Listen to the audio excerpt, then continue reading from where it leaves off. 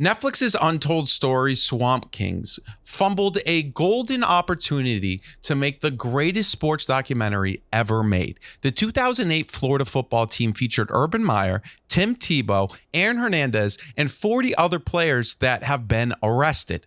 Now, instead of focusing on the hundreds of untold stories from that era of Florida football, it turned into an Urban Meyer fluff piece. Here are all of the things Netflix missed. The most glaring statistic about the 2008 Florida Gators national championship winning team is that 41 players on that roster have been arrested, either during their time at Florida or after their time at Florida. Now, I'm not 100% sure that's a record, but I'm willing to say that I am 99.99999% sure. That's right, 99.99999% sure that's a record. And you would think, oh, Netflix's Untold Stories would mention that. No, they did not. They did not mention this, not once. That is the most glaring stat I've ever heard about a football team in general. And then we have a documentary series called Untold Stories. You think they get into it? They did not. In 2009, the Orlando Sentinel noticed such a trend with Urban Meyer's Florida Gators getting arrested. They started an online database to track all of the arrests. That's right, an online for one football team. There's only 105 players on a college football team, and 20 of them are walk-ons, so you can erase them. They're not getting arrested. The other 85 or so that have scholarships, that of those players, 41 were arrested. Almost half. And you would think, oh, wait, the Untold Stories will get into this. No. I don't know how many times I've seen a viral tweet that has said, we need a documentary, a 30 for 30 on the Florida Gators. And that's what everyone thought they were going to get here. Instead, it turned out a lot like Urban Meyer's time at Florida, all about Tim Tebow and Urban Meyer. That's right. And instead of it being an untold story, it was a revisionist history story of the Florida Gators. Now, don't get me wrong. They won 2 national championships. That's very impressive. And there's a story to be told there. However, when you tell me there's an untold story coming about the 2008 Florida football Gators, that's right, Florida football Gators, I'm expecting something, and we did not get that from Netflix. Aaron Hernandez was mentioned once by Tim Tebow while he was whispering, and that's all he did the entire documentary. He just whispered. That's what Tim Tebow is. He whispered. And he said, oh, I should have stopped Aaron Hernandez from getting into a bar fight at Florida when he was there. That was the bar brawl that Aaron Hernandez ruptured the ear of a patron at the bar. I know there's 3 documentaries or so on Aaron Hernandez out there, but to tell the story about Florida football without Aaron Hernandez is almost impossible. He was a very good player. It's not like this guy was not good. It was just a random guy on the bench. He was, and you saw in the NFL, dominant. And he was a key player on those teams in 2008, 2009. And the documentary didn't really mention him. You're telling me there's no untold stories about Aaron Hernandez's time at Florida? I highly doubt that. And then next, Aaron Hernandez's best friends, the Pouncey twins, who in 2014, and I know this was after their time at Florida, they were accused to have started a brawl in I believe, Florida nightclub because there was somebody at their birthday party, another patron at the club, that was acting, quote unquote, and this was their words, this is how the brawl started, that he was acting too gay, and that's how a fight started. That's the Pouncey twins. You're telling me the Pouncey twins, who led the Free Aaron Hernandez movement after he was arrested for his what turned out to be a guilty verdict in a murder case. They led the Free Hernandez movement. They wore hats. You're telling me there was nothing to be told about the Pouncey twins? You're telling me the Pouncey twins and Aaron Hernandez, while he was at Florida, they were at Florida, there was no untold stories? I would wager some money that there were. And I think they could have got into it, but they did not. And that's only 3 players that we've mentioned right now that they missed out on. And we're about to mention a bunch of others. Cam Newton was barely mentioned, which is almost a crime. I don't know how you don't mention Cam Newton, even briefly. He was in the same quarterback room as Tim Tebow, 2 Heisman winners, 2 of the greatest college football players ever. You can make an argument for both of them being the greatest college football player ever. I personally think it's Cam Newton. They didn't mention him. And then he stitches one of my TikToks. That's right, a TikTok I made about this Florida team recently, where he said, oh, hey guys, By the way, I still don't have a ring from Florida's national championship winning team, which I was on. Untold Stories of the 2006 through 2009 Florida football team. Untold story. I got one real quick. I never received a national championship ring from the University of Florida, but that's another conversation for a different day. Some of the things that I did not like about the documentary was how they played Chris Leak, in my opinion. I was watching it like they've said things like we were just one quarterback away.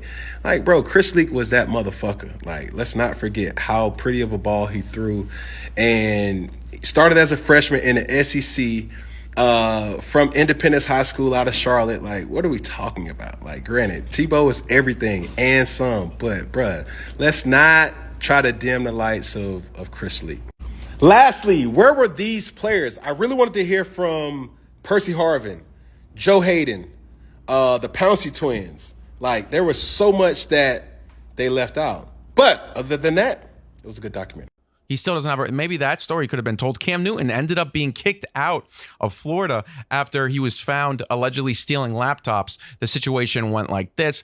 He was found. There was people thought he was guilty or not guilty. People thought he was stealing laptops. Florida police knocked on his door. He noticed it. He threw the laptops out his window. They landed in a bush. The Florida police, University of Florida police, went on to find those computers, and they're like, "Hey, Cam, how'd these get here?" And he said, "Oh, I don't know."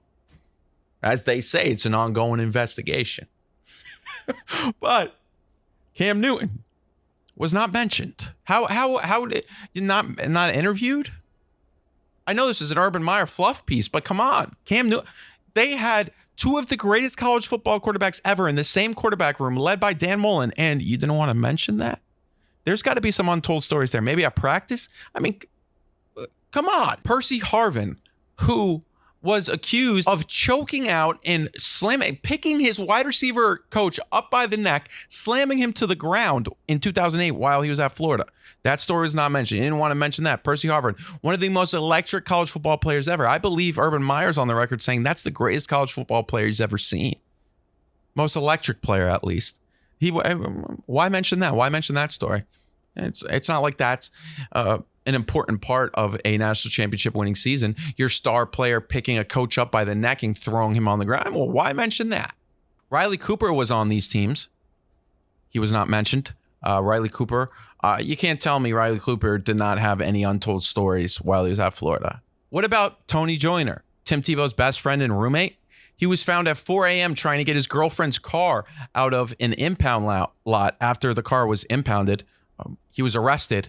The guy who brought him to the scene to try to steal the car was another player on the team, Kyle Jackson, another safety. This was not mentioned. I didn't know about this until I did a little research for this video. That's an untold story. Get into that. This was right before a massive game against LSU as well. I think he was stripped of his captaincy. Then we have Ronnie Wilson.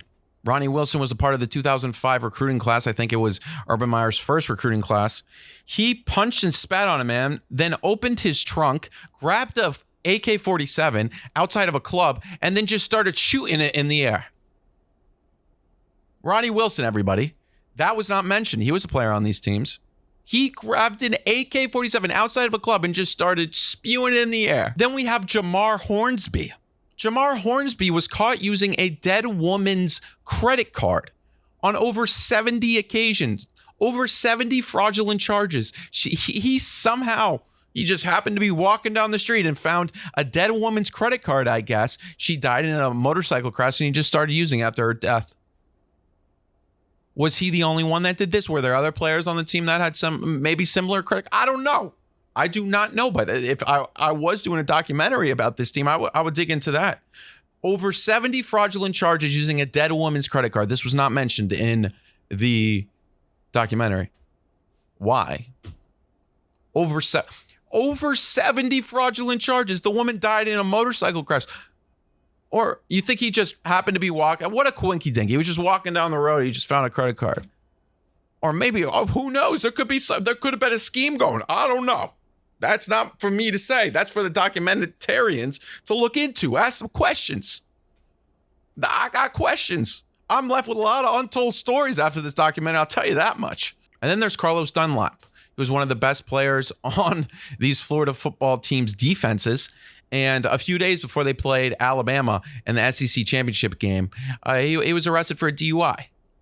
And he was suspended for that game. But that's a story that should probably come out.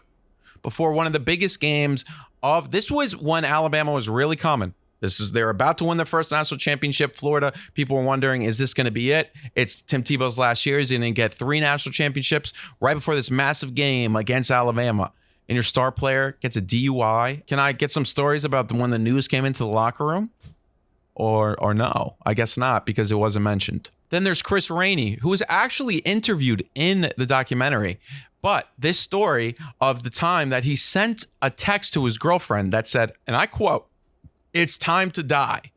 He was arrested for that, but that wasn't mentioned in the documentary. He was interviewed about other stuff. Why mention that?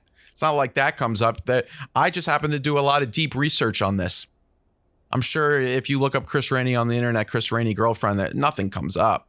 You have to really dig deep for this untold story. I also think it was a failure to not mention Zach Smith, the coach who pretty much ended up costing Urban Meyer his job while he was at Ohio State. That's a story for another time. However, during his time at Florida in 2009, he was arrested on a charge of aggravated battery on a pregnant woman, his wife. Zach Smith was a graduate assistant on Meyer's staff at the time, and there was a situation where Zach Smith arrived home around 3 a.m.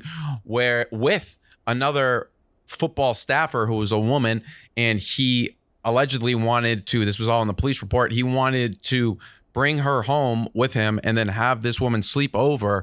And then this led to discussions about infidelity with Courtney Smith, his wife at the time, pregnant woman. And yes, they got into it big time. And Courtney Smith drove this Florida football staffer home. And then when she got back, Zach Smith was in their bed, and he wouldn't leave. Then they got into this verbal altercation, and he was accused of grabbing his wife by her t-shirt, picked her up, and threw her into the bedroom wall, according to the report. Courtney Smith was 8 to 10 weeks pregnant. Now, Zach Smith denied any physical altercation. Obviously, there was an argument, but this is a story that needs to be told. Zach Smith was on this coaching staff. It's just, I would have mentioned that. That you could spend a whole episode on just the crimes. I don't believe Zach Smith was ever charged fully with this. He did not go to jail. However, he did end up having a few more issues throughout his career, and then ended up really costing Urban Meyer's job at Ohio State. And now to Urban Meyer, where we spent a lot of time with him. And I will give him credit. He's an amazing college football coach, one of the best college football coaches ever. However, to tell the Florida story and not mention how it ended is just, in my opinion, wrong. I think the most interesting part about Urban Meyer's time in Florida is the end, because what happened? There was reports that after the 2009 SEC championship game, which really was a passing of the guard in college football, it went from Florida's sport to Alabama's sport. And it's a great cinematic shot. And Tim Tebow's crying. And then it cuts to Mark Ingram and Julio Jones doing the Gator chomp, and they pretty much get it like this. One of the best college football shots I've ever seen. It's cinematic. And after that game, it was reported that Urban Meyer had to go to the hospital due to dehydration. However, Shelly Meyer's 911 call came out later, a few weeks after this all happened, and it turned out it was a much more serious situation than just dehydration. I am reading some of the quotes from the call. "My husband's having chest pains." Shelly Meyer said he's having chest pains. He just woke up in the middle of the night and said he's having chest pains. Shelly Meyer said her husband had taken a sleeping pill that night and had suffered chest pains before. She repeatedly tried to rouse Meyer, who was lying on his stomach on the floor. Urban, talk to me," she says. A very, not the same situation we heard about. Not that we should know everything about a coach's health. However, he resigned as the coach of Florida football, but then a few days later, it's like, wait, never mind. I'm just going to take a leave of absence. And then he ended up coaching that Florida team in the Sugar Bowl against Cincinnati. That's something I would have gotten into, the untold stories of, he went from resigning to taking a leave of absence. And then the 2010 season turned out to be a very, very weird one. It started off in the spring when Urban Meyer got into it heavily with an Orlando Sentinel reporter, Jeremy Fowler, who ended up being and is now one of the biggest names in college football media, period. Urban Meyer got into a massive argument with Jeremy Fowler on the field after a practice due to the fact that Jeremy Fowler reported that wide receiver Deontay Thompson called John Brantley, the quarterback after Tim Tebow, a quote-unquote real quarterback. Thompson meant to say that Brantley was more conventional or a prototypical passer than Tim Tebow. Thompson's quote quickly spread across the country thanks to Twitter and the internet, and the receiver was crushed when friends and teammates asked him why he ripped Tim Tebow. Thompson obviously went to Urban Meyer and said this is ridiculous, and Urban Meyer then got into it heavy with Jeremy Fowler after a spring practice. He threatened to take away Jeremy Fowler's media rights to the program. Very weird situation, especially knowing that this was after 2 national championships. Urban Meyer dealt with the media throughout his entire time in Florida, at Utah, even at Bowling Green. This is how the media works. And taking a quote out of context there when it's talking about Tim Tebow, there's a lot worse things you can take out of context. Urban Meyer said, if that was my son, quote unquote, we'd be going at it right now. So obviously in his mind, he was thinking physical altercation with a journalist, which started off the 2010 season very weirdly. And the season did not go well for Florida. They went 8-4. And then Urban Meyer decided to resign after the season due to health issues. And then 2 years later, he's back on the sidelines for Ohio State. Maybe there's some untold stories there. I don't know. That's what I would have liked to see. That's what I thought we were going to get. How did this all happen? How did his health recover so quickly? Was he forced out? Was it a real health issue, quote unquote? That's been a story that's followed around Urban Meyer for a while. It's just, there's a lot of things that this documentary could have got into, and it didn't. And it was disappointing. I wouldn't say it's a bad documentary. It's just a documentary about a football team. And here's the thing. It should have been about more than that. It should have been more about not just the football team, about everything that happened surrounding the football team. This team was incredibly successful, one of the best college football runs in the 21st century. They won 2 national titles in 3 years. Phenomenal. And I understand why Florida fans are saying, oh, what were you expecting? You don't want us to celebrate this great team? No, we do. But if this was just something that was on your, ESPN Plus or on a Florida football behind a paywall or whatnot, or on the SEC network, then yeah, I get why you would expect that. But Netflix's Untold Stories, that's the thing. Untold. These were all told stories. We know how good you were. We know that you lost to Ole Miss, and then Tim Tebow had this amazing speech. We know this. We want to know about the things that we didn't know about. We want to know about how Urban Meyer cultivated a team with the poster boy, the poster child of being good, Jesus Christ himself, Tim Tebow. And then behind him was 41 criminal disciples. We wanted to know about that. How did the locker room dynamics go? We want to know more about that. We want to know about the possible crimes that were covered up. Maybe there were. I don't know. I don't know that for sure, but I'm sure there's some untold stories there that weren't mentioned. And that's what most people outside of Florida fans, and I understand it. I understand why they're a little bit upset. I'm saying like, oh, you guys wanted a hit piece, but I'm sure there's more there. And if there's somebody out there, an ambitious young, we didn't need to hear from Urban Meyer. We didn't. I don't care. I want to know what the journalist knew. I want to know about what maybe the backup player that was around all the time that is willing to get into some stuff. Maybe anonymous players and whatnot. That's what I want to know. Not Urban Meyer about how he cultivated a great environment. Yeah, a great environment for 41 future criminals. Anyways, if you enjoyed this video, please like, subscribe, comment, share. I appreciate you. I love you. And, alhamdulillah, God is great. God gave me everything, brother. And we'll be back. Let me know if you want any stories to dive into. But I had to make this. I had to.